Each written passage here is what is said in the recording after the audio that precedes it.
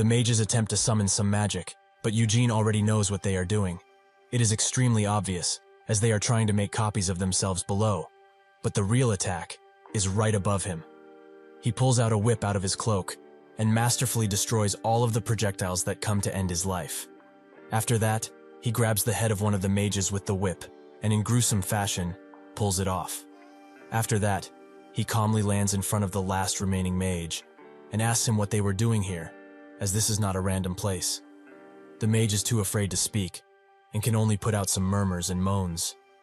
Eugene notes that they are far too weak to be a part of the Sultan's real forces. So are they perhaps doing something behind his back in here? The mage tries to deny it, but Eugene throws a knife in his leg and explains that he doesn't want to put any type of effort into questioning someone as lowly as him, so he will give him two choices: talk or die.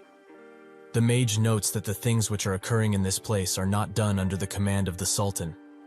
Eugene asks, if that is not the case, then who is he working under? The Emir of Kajitan? Is he the dumbass who is behind all of this conspiracy? The mage notes that the Emir of Kajitan is cooperating with them. But now, Eugene sees that this guy is trying to dodge the question again, so he gives him some motivation to talk, another knife in his leg. This makes the mage instantly speak, explaining that the one behind all of this is Amelia Merwin. This very place that they are standing on is her sacred dungeon.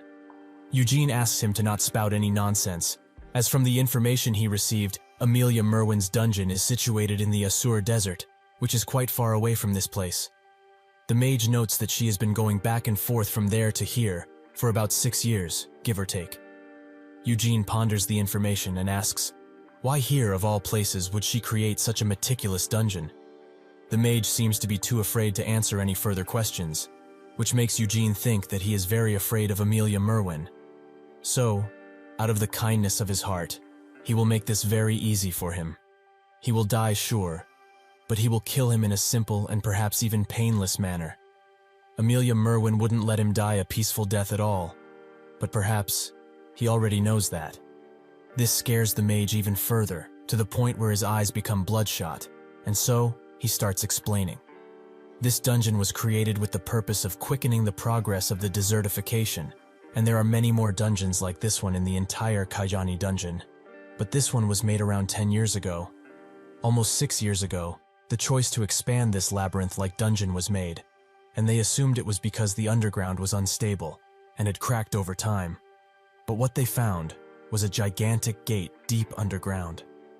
They tried to open the door to that place, but it didn't budge at all, and so they asked Amelia Merwin for help. Eugene is satisfied enough with all of this information, and so kills him swiftly, as he has previously promised. With this, the restraints put on Rahman also come loose, and Eugene thinks that now the warriors around here being so weak doesn't surprise him. They are all positioned in places like this, under the direct command of Amelia Merwin, to remove any travelers who would dare approach. Rahman gets his attention and advises to get out of this place as quickly as possible, as if this is truly one of Amelia Merwin's Blackthorn dungeons. They are in extreme danger at all times. Eugene notes that they are already inside as it is, and the chances of Amelia Merwin suddenly popping up are low, as her true dungeon is in the Asur Desert. Rahman explains that, even with this, she could come back at any moment, as they do not know how she moves between them. Eugene in turn asks him, does he know what will happen if they leave this place? She will most likely be after him even then anyways, as she is adamant on killing anyone who dares invade her territories and make a mess. One way or another, they will bump into her at one point. He thinks that conflict with Amelia Merwin should be very avoided, but at this point, he doesn't have much of a choice. He looks at Rahman and asks him, why is he not running away? Because it is as he said, this place is quite dangerous. Rahman explains that he has saved his life twice already, and as a man, if Amelia Merwin comes back and tries to harm him in any way, he will fight with his life if it means to help him. Eugene notes that he doesn't have any real skills to speak of, so he should just go back where he came from and leave him alone already. Rahman refuses and is adamant on coming with him, as his warrior honor is at stake. Eugene uses Blink to teleport behind him and knocks him out cold, while lamenting having to do this, as he finds it quite annoying. With that, he leaves, while thinking about how the dungeon was expanded 6 years ago. He was 13 at the time, when he had to take the blood succession ritual. That is when he found Hamel's artifact in the treasury, and got it, as a reward for his performance. The labyrinth had existed for 10 years already, but some of it collapsed 6 years ago. If perhaps the magic that was sealing the grave disappeared, because he got the necklace, it means that witch, Amelia Merwin, had messed with his grave. Eventually, he finds the large hole that the mage talked about, and thinks that, almost certainly, this is where his grave is situated. Eugene jumps down using his Gale abilities, and eventually arrives at a sturdy metal door, which seems to be open. Eugene thinks that this is the door that the Sand Mage talked about, and Amelia Merwin surely must have been the one to open it. With no other feasible choice, he jumps down and spots that there are countless holes in the ground, and also in the walls, clearly signaling that there was a battle around here, a fierce one at that. Was it Senya, perhaps? He continues to walk through the halls, and eventually finds something that surprised him to his core. His grave, which notes as so. Hamel Dinus lived from 421 to 459. A piece of garbage, idiot, dumbass, and straight up annoying. But also brave, faithful, wise, and most importantly, great. This tombstone is in praise of him, who has sacrificed himself for their all of humanity and left much earlier than he should have. Eugene tries to hide his face and deny his emotions, but they get the better of him, and he starts crying uncontrollably. While he does that, he wonders why Senya didn't say all of these things about him while he was still alive, as he couldn't have seen this gravestone if he was dead. He continues to cry, perhaps from sadness, perhaps from gladness, or perhaps both, but eventually, he stops, and his eyes become puffy. He thinks that the fight that was fought in here must have been quite fierce, as this grave is basically in utter ruins. However, the statue and memorial stone were untouched and pristine.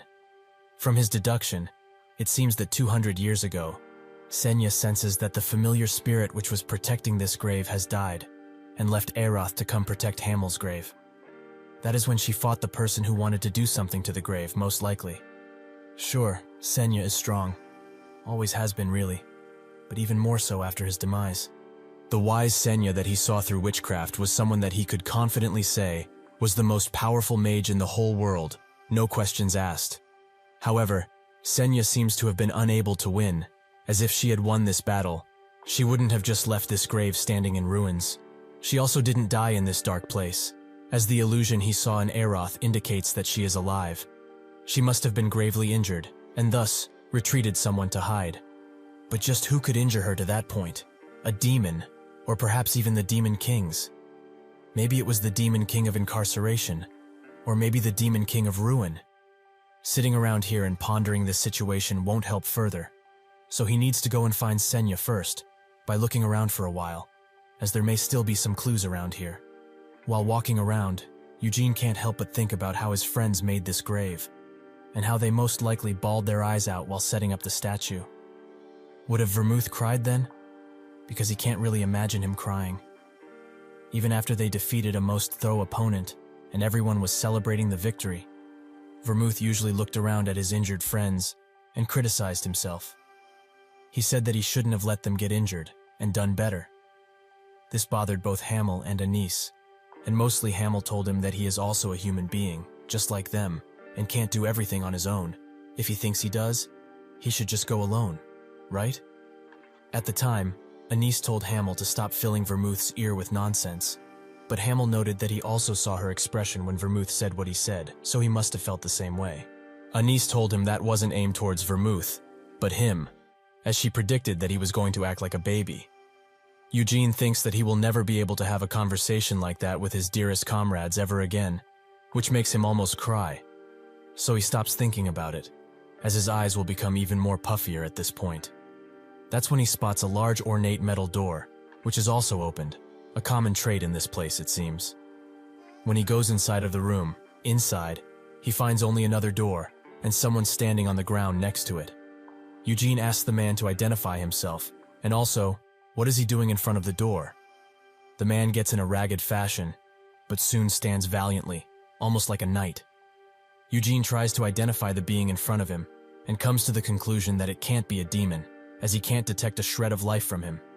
If that is the case, this surely is an undead. With this information, Eugene gnarls at him and demands once again to identify himself, or else. With a raspy voice, the undead identifies himself as Hamel the Foolish.